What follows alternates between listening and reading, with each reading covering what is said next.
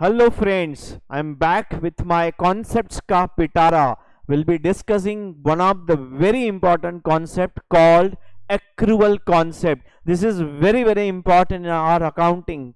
दोस्तों, what do you mean by accrual? For that, we need to understand that in India, there are two methods of accounting. Number one is your accrual method. Number two is your cash method. Now, we have option either to go for accrual method or for cash method, and normally most of the people follow accrual method. Then what do you mean by accrual method? Accrual concept, try to understand accrual concept of accounting. We have two statements.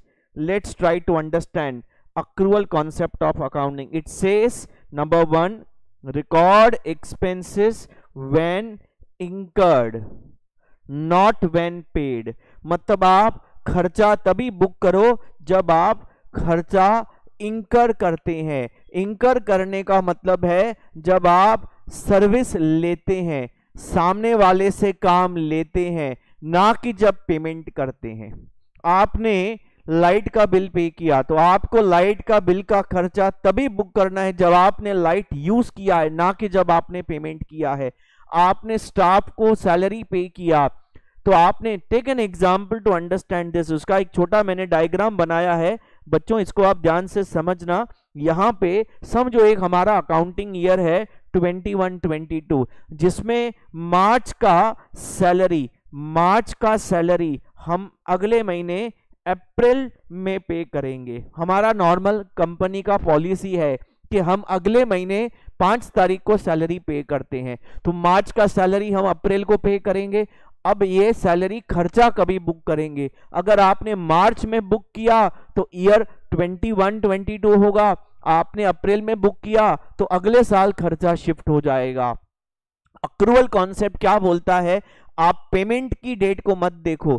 काम कभी किया staff ने? मार्च में, तो खर्चा मार्च में book करो. तो मार्च में बिना पेमेंट के बुक कैसे करेंगे ना. क्या बोल के बुक करेंगे? Outstanding expenses.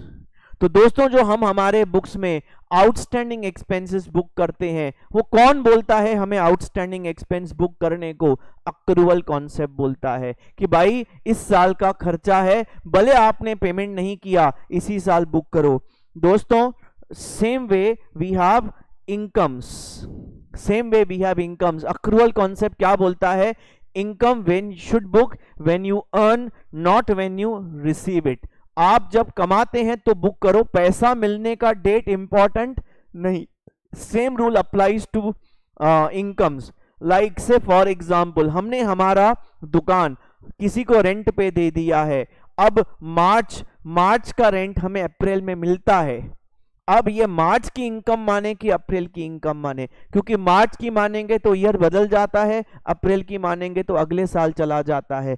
तो दोस्तों, अक्रूवल कॉन्सेप्ट बोलता है ये मार्च की इनकम है जब दुकान सामने वाले ने यूज किया, ना कि जब पैसा मिला. अक्रूवल कॉन्सेप्ट बोलता है आप ये देखो, काम कभी हुआ, सर्विस कभी लिया या सर्विस कभी दिया. फॉर एग्जाम्पल, अगर मैंने हमारा क्लासेस में समझो एक कंप्यूटर ठीक करवाया मार्च एंड में, लेकिन सामने वाले ने मुझे बिल अप्रैल में दिया, मैंने उसको पेमेंट अप्रैल में दिया, तो ये खर्चा कभी बुक करें? मार्च में जब काम हुआ, अप्रैल में जब बिल आया, या अप्रैल में जब पेमेंट हुआ.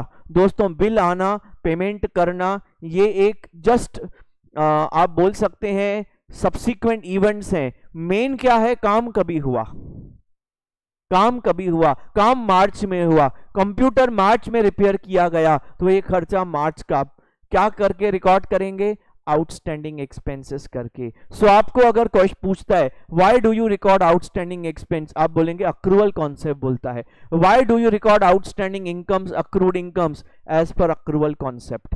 दोस्तों, नॉट ओनली दिस, हमारे कुछ और एग्जाम्पल्स हैं. Like we record credit purchase. याद रखना, जब आप परचेज करते हैं क्रेडिट पे, you record when you purchase, not when you pay. You record when you purchase, not when you pay. Same way आप जब क्रेडिट सेल करते हैं तो आप सेल कभी रिकॉर्ड करते हैं, इनकम कभी रिकॉर्ड करते हैं. When you sell the goods, not when you receive the money. You don't wait for money to to be received and record the sales. You record the sales when you actually sell the goods.